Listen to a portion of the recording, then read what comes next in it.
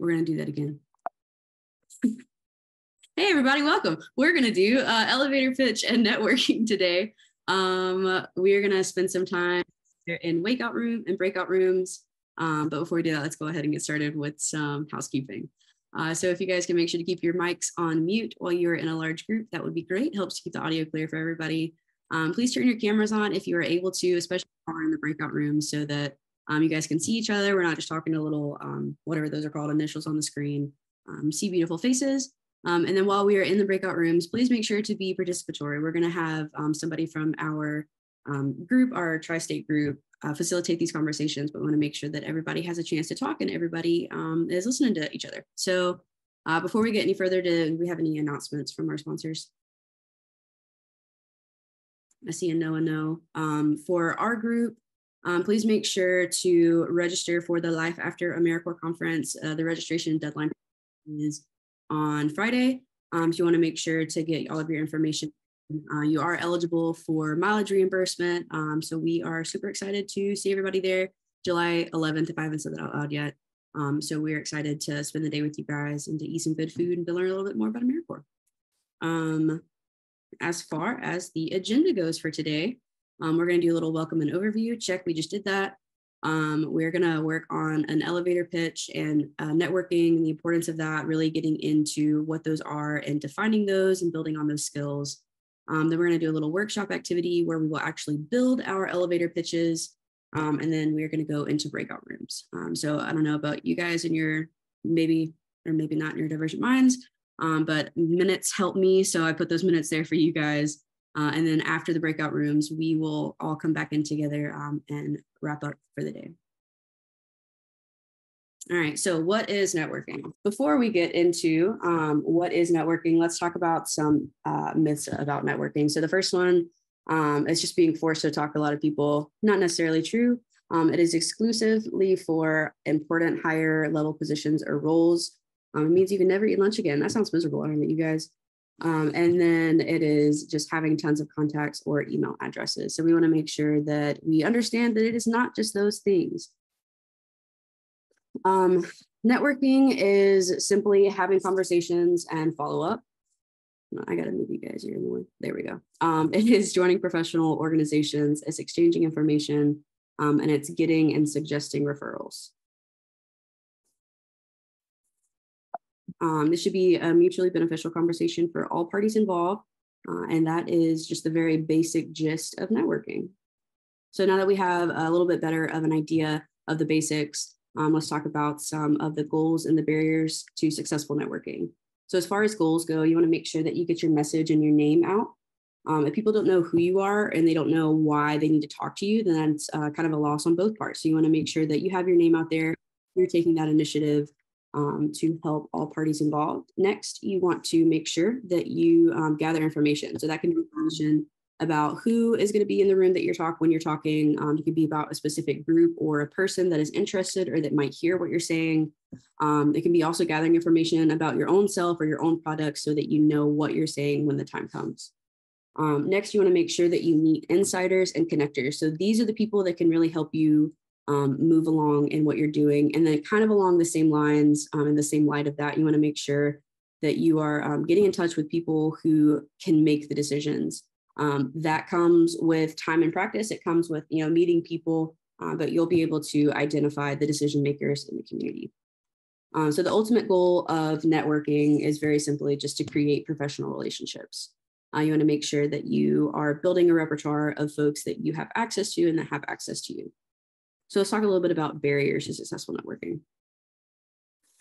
The first barrier is simply knowing what to say. So hopefully after this session and after a little bit of practice and building your own, you'll have a better idea of where to start, specifically regarding to your VISTA service. The best advice for this is to just practice. You want to refine what you have to say.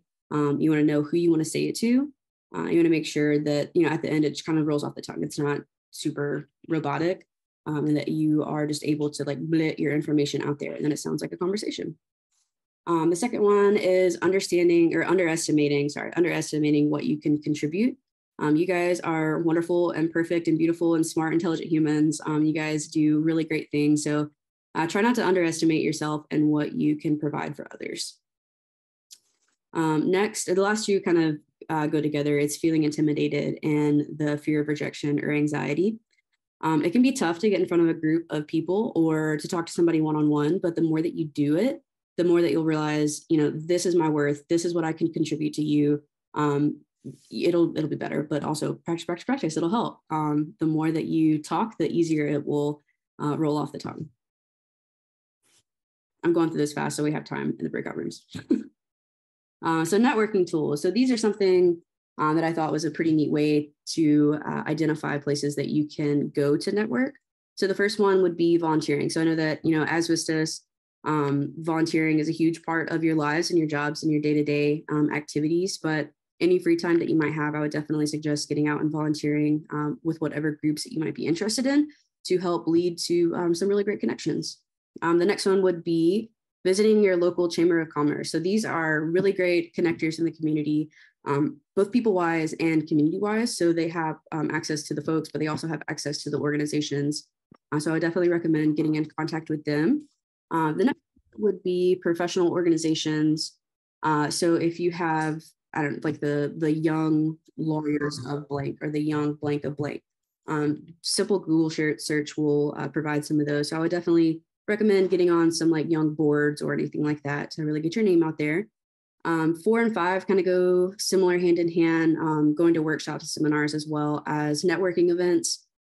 Most of these times it's going to be having like-minded people in the same room. So it's always nice to kind of exist together with people who have a similar goal as you. So those are really great events to attend. And then the last two also kind of go together, whereas social groups and alumni groups go. So social groups, fairly self-explanatory. You want to make sure that you're taking advantage of the alumni groups like AmeriCorps and your school. So with AmeriCorps, there are lots of Facebook pages. I believe there is something on like Vista Campus or something very similar that you have access to an alumni group there as well. So I would definitely seek those out and take advantage of job boards around AmeriCorps, things of that nature. I thought this little thing was neat. It reflects a study that was done that shows how people were employed. I think this was done in like 2012, but I thought it was still relevant and showed the importance of networking. So you can see the majority of people got their job from networking, whether that's internal networking or external. The next big portion is from the internet and then recruiters. And I don't know what other is, but that's great for them. So you can see how important networking is. And the last little bit of this slide is to remember to keep your LinkedIn updated and to keep your socials clean. People visit both of these regularly when you're applying for jobs and you're making new connections. So with LinkedIn, I think it actually offers networking like suggestions, which I think is a neat feature. But there's also, it's like something adjacent to like an online resume or like a social resume or something. So that's pretty neat with LinkedIn. So you want to make sure that you keep that updated. Keep your picture updated, keep the actual like tasks updated. As far as your tasks, so we briefly talked about resume writing once upon a time, but you want to have quantitative and qualitative data. Make sure that it is a great explanation of what you're actually doing and the impact that you've made.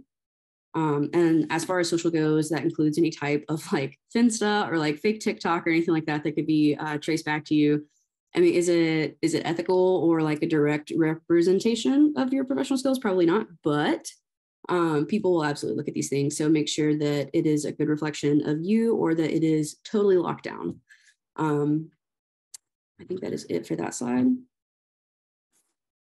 So as far as thriving in the networking world, so we're going to look at a before, a during, and an after, whether these are events or conversations. So the first one, set a professional objective for this event. So what is the goal that you're trying to accomplish? Is it to engage with others? Is it to get them to join your group? Is it to get them to donate to your group? Go with a goal in mind before attending these events. Next, you want to create and rehearse your elevator pitch, which we are about to do. Love that, love that. Practice, practice, practice. Next, you want to make sure that you have some type of business cards or something similar. I think I saw an iOS update that's going to happen sometime soon from Apple that is like a tap thing. So you tap your phones together and it automatically shares your like business information or your name and your contact with them. There are also lots of apps right now that do that. So if you are not into the printed cards or you think those are clumsy, there are lots of ways to kind of get your information out there. You want to make sure that you dress and you groom accordingly. And then finally, you want to know your audience. So who are you talking to? and how can you guys benefit from each other? So those are all things to think about before going into a networking event or a conversation. So the next one would be during. So remember, it is just a conversation. It is a human connecting to another human, just humans existing and having a great time. It's just a conversation. Along the like human realm, make sure to learn their names. So nothing is worse than being called by the wrong name or somebody be like, oh man, you know what? 3 weeks later, I actually don't know your name. So don't be that guy. Take the second to learn the names, write the names. Names are hard for some people, but make the effort and usually that effort will show. You want to make sure that you are listening actively and you are showing interest and sincerity. Make sure that you're not like looking at your phone or scrolling or like looking around the room, seeing like who could be next. Eye contact is great. You just want to make sure that that connection, again, human to human, is there. You want to ask purposeful questions and you want to take notes. If there is something that you think is super neat or super important, you want to, save it for the day. You may not remember it if it's just a conversation. Say, hey, I would really like to write this down. Hey, can I, put this in my phone? Can I, grab a piece of paper? Can I write your contact information down while I'm there? I really want to have this for later. I feel like that goes back into the listening actively part. You want to make sure that you have it for later. It's a good, just little piece of advice for during. And then finally, you want to share your contact information. I have the apps, I have the business cards, and there have been multiple times where I'm like, darn, they're gone, and I didn't share my information. So make sure that you don't do that and you actually get connected with folks that you want to talk to a little bit later. And after. So you want to evaluate the connections and pursue any possible leads. 4 out of the 10 might not be something that you're interested in, but maybe it would interest or benefit somebody else. So you can be the connector for that person. You can help make that connection. You can do whatever. And then you want to make sure for the people who are interested and you're interested in, send your follow-up emails, send your thank yous. Make sure that you don't do that in too eager of a time. So don't do it like 5 seconds after you meet them. Maybe take some time and plan out what you're going to say. If it's on a Friday, send it the following Monday. Stay in business hours, friends. It's a great idea. Make sure that you are sending those emails. And then you want to find or suggest ways to stay connected. Take the initiative to, and that kind of goes at the bottom, take the initiative to schedule a follow-up. Take the initiative to find ways to stay connected. If you're local, hey, I'd love to meet on this day and this time, or do you have any available on this day and this time? To stay connected, to go to a coffee shop, to do whatever. If you're virtual, hey, here's a link to my calendar. Can you find something that meets in your calendar? You want to make sure that you are taking the initiative so you don't just leave it up to them. And again, don't let too much time pass. All right, we made it through the networking. This is a very quick review of what we did. We helped define networking, purposeful professional conversations leading to beneficial connections, some goals and some barriers. Some ultimate goal is to create the professional relationship, networking tools, went over some of those, and then thriving in the networking world, which is really just tips for before, during, and after your event.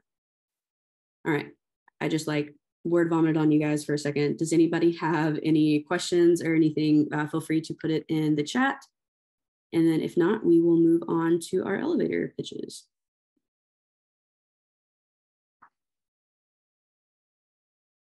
All right, cool.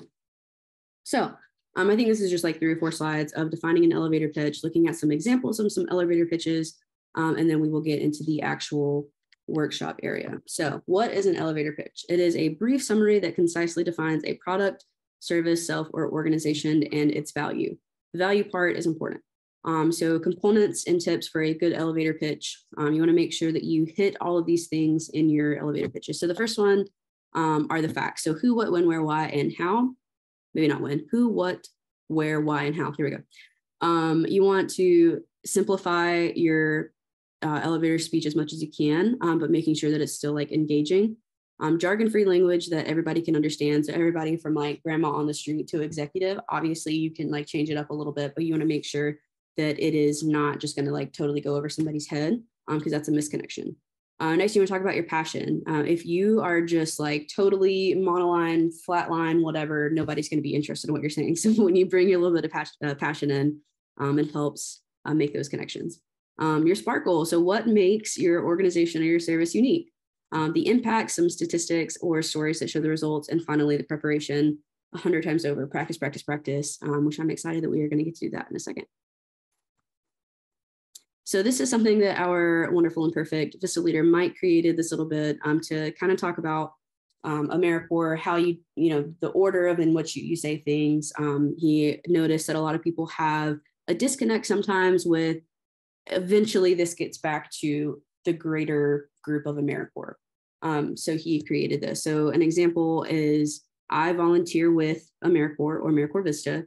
I just picked one of our sites, which is ALIRP through the University of Alabama at Birmingham. So that would look like in a sentence, hi, my name is Georgia. I'm an AmeriCorps Vista serving with ALIRP through the UAB AmeriCorps Vista statewide program.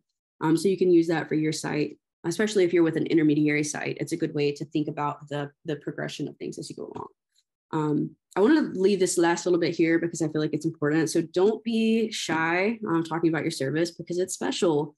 National service is important and respected way to give back. If you're having trouble identifying what you're saying, here are some examples. These next 2 slides are going to be examples from another, I think it's a Washington Reading Corps, I believe. And it's something that they did their own elevator pitches on.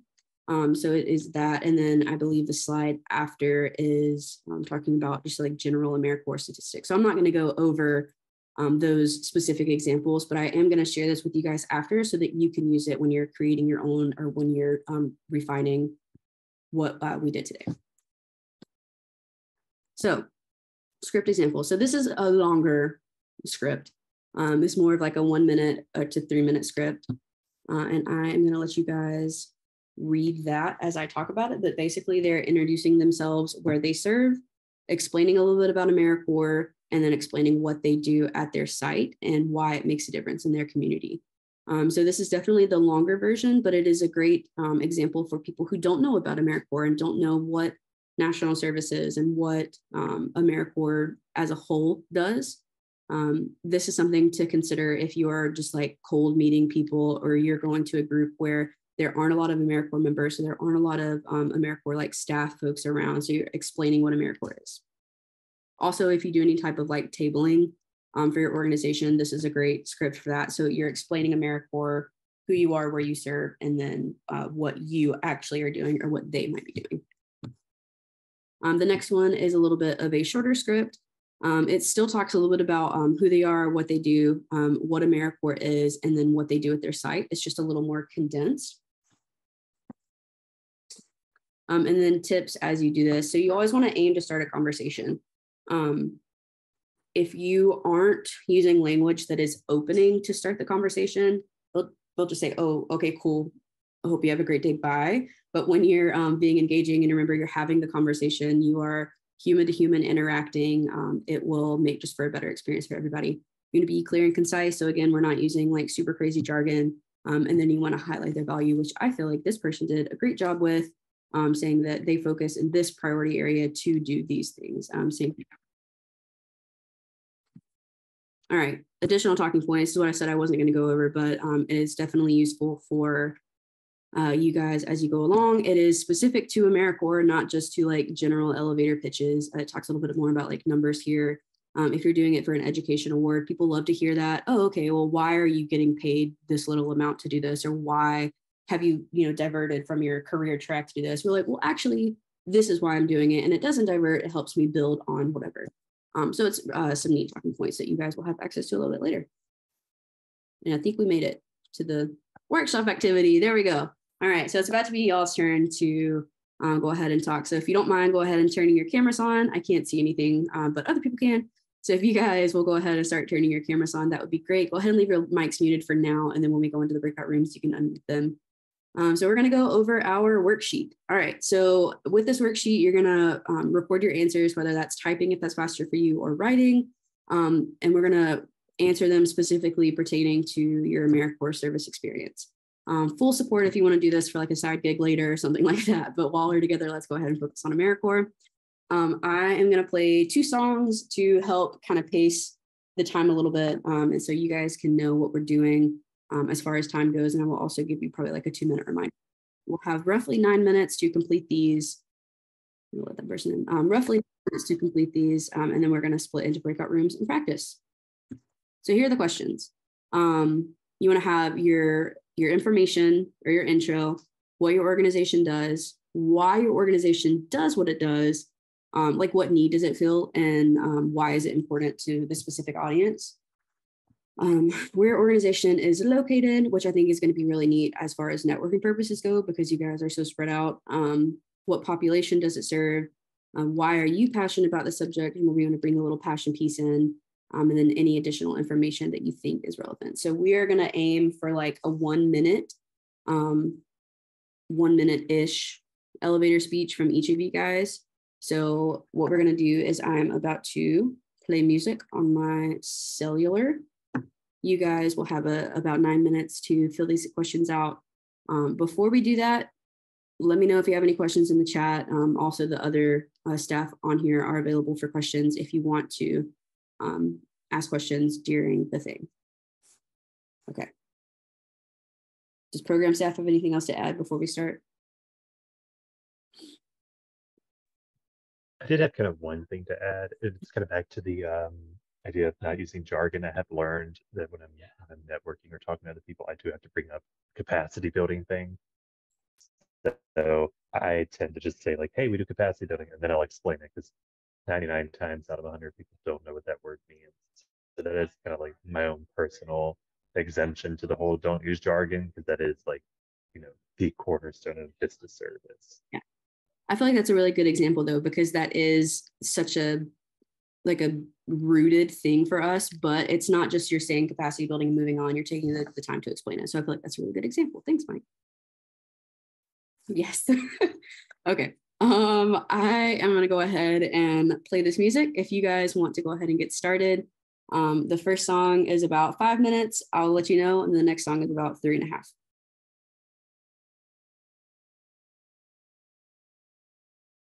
Cool. So I opened all the rooms. I don't know if it's going to force you over there or if you have to click. So if you guys can, you should at the bottom or somewhere on your screen, you should see something that says go. Awesome. And then my wonderful facilitators, I clicked a button that said don't automatically assign you to a room. So you guys can pick a room.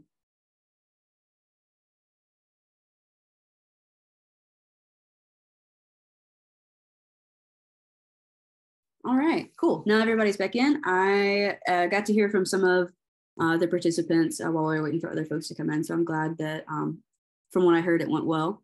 Mike said that everybody from his group they were ready to go out and recruit. And I was like, what a great answer. I love that. All right, so hopefully you guys are able to get a good foundation for a starting elevator pitch. Definitely go and refine what you did today. Maybe take in what you learned from somebody else. Like their words, use their words, love that. And definitely to this, I'll send it out to you, but this Canva presentation for, let me see if I can find it, for the additional talking points. If you want to add some of those in, just fun facts to add in to spice it up.